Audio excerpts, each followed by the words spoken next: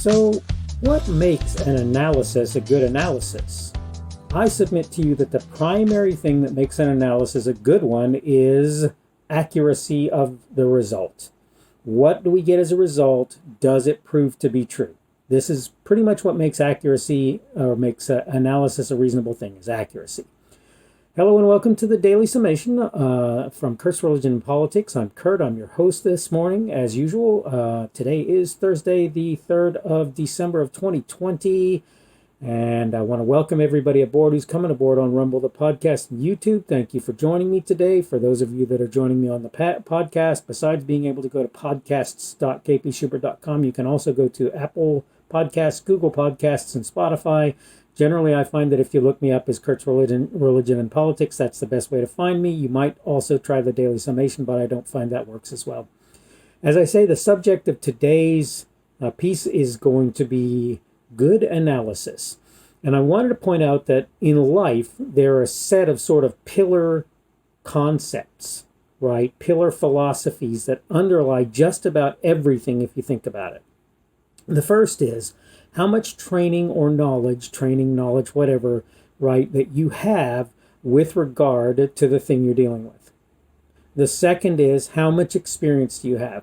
And those two sort of go hand in glove, right? Because the experience is should be the building up of training and knowledge, right? Of gaining that understanding. The next thing that is important, and you don't think about this as a rule, but it's good data. It's having good data to work from. And the final one that I can think of is dispassion. Now, I'll point out that there's another consideration that has to be taken into account, and it is X factors, things that you don't necessarily account for that are going to play into whatever it is that you're looking at or dealing with.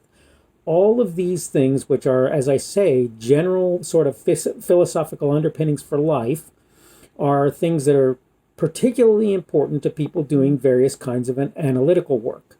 All right, there's really no way I know to get around that. But just to show you how important these things are, we're gonna drive down the road for just a second. Here we are driving down the road. If we don't have our driver's license, if we didn't do the training to get to a driver's license or sit behind the wheel for a period of time to get to the point where we knew the vehicle fairly well, then probably we're not going to do a great job of driving. So that's the first thing, training or knowledge, right? And that also factors with experience, right? The longer we drive, hopefully the better we get to know the vehicle, the road conditions, and various things that we're going to deal with. And I might point out that there are some additional things like experience can be specific, right? So if you've never driven on ice or snow, then you really don't know how to do that. And you might think that you can handle it if it comes to you, but I'm not going to be too confident in your ability if you've never done it before. So experience is an important thing there. Now imagine that your windshield is fogged up and you really can't see out the front window. Well, that's a data issue. You can't really see what's going on in front of you. That means that you don't have the data to make good decisions. It would be the same thing if your mirrors are broken and various things, and that's why certain individuals make a lot of noise about that kind of thing. That's a data issue, right? Now imagine that you're driving along and somebody cuts you off and you road rage, right? And so there you are on the road raging, and you're running up on the back of the individual in question, and for some reason they have to jam on the brakes. Well, guess what? This is where dispassion works in the process. If you're not dispassionate, if you allow yourself to get road rage, if you allow yourself to be upset, frustrated, flustered, or whatever, what you're going to find is that how you do that particular thing, in this case driving, is not going to be a great thing. And of course, then there's the person pulling out on a side road that you didn't even see. Well, that's an X factor, right? That's an X factor. Now, let's talk about the last thing that we talked about, or may not have talked about, and that is your track record. If you're a driver and every week or so you're in an accident, then your track record is not particularly good as a driver, right? And it shows that you really don't have the proper training and knowledge, experience, good data, dispassion, or understanding of X factors. Or maybe some combination of those, right? But the point I'm making here is that if you have a bad driving record, and we're talking about driving and we're talking about these various attributes, then it's pretty obvious to me that there's some sort of problem and that people probably shouldn't trust you very much as a driver. Okay, so that's important. And all of this relates to the analysis of various information, various data. If you are doing political analysis or you're doing analysis of viruses and how they spread and propagate and so forth, and you have no experience in doing that kind of analysis, I'm not expecting a great analysis out of you. And if you don't have any kind of training or if you haven't acquired any kind of knowledge with that, I'm not expecting it. And then again, there's the dispassion thing, which for politics, for a lot of people, that's just not something they do well, right? They don't set their emotions to the side and consider what the data is telling them. And of course, there are X factors, and that factors in also to the idea of not necessarily having good data. Sometimes that's just because you don't have good data, right? The data that you get is not good. So the data with regard to things going on with elections at the moment is probably pretty incomplete, and it's probably very difficult to come to real serious conclusions or do a really good analysis of what's going on there. I'm going to point something out that's kind of interesting, and I think a lot of people don't think about this, don't see this, don't get it, and it is this. When you're a doctor, okay, and you're a specialist in a given kind of medicine, right, whatever kind it is, you know that kind of medicine real well. And I'm not saying you don't have a pretty good knowledge of the underlying stuff, and different people are going to do that better than others, and others are going to do it worse, obviously. But the point is, your job at that point is specialization. It is to do specialized things. And part of the problem is the can't see the forest for the trees problem, right?